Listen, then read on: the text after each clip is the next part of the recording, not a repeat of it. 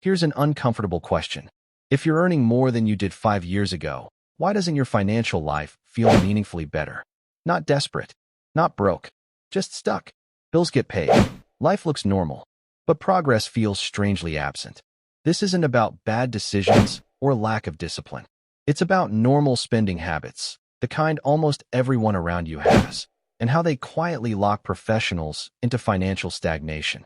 Relatable scenario, USA/Europe. Let's take a fairly ordinary example. You're in your late 20s or early 30s.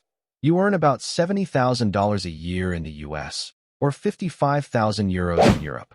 After tax, you take home roughly $4,200 a month. Now the basics. Rent or mortgage, $1,600. Car payment or transport costs, $450. Student loan or EMI, $350. Utilities, phone, internet, $300.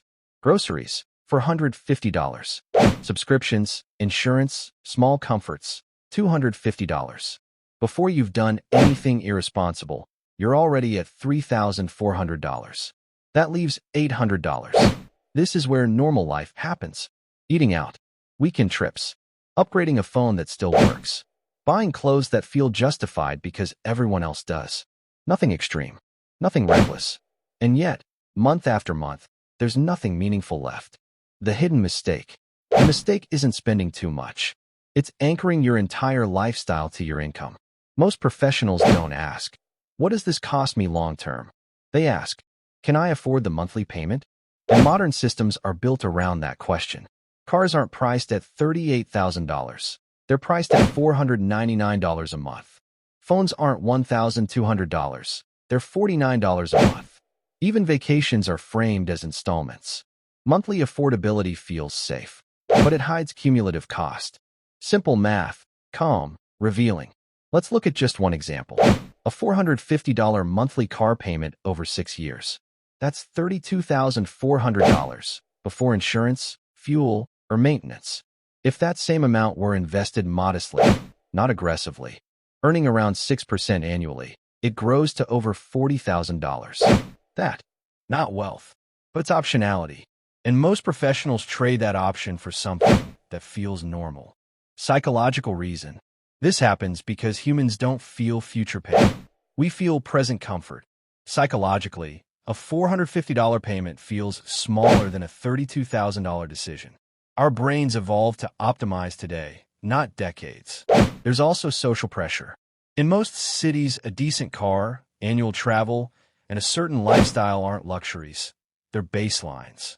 Not having them feels like falling behind, even when financially you're doing fine.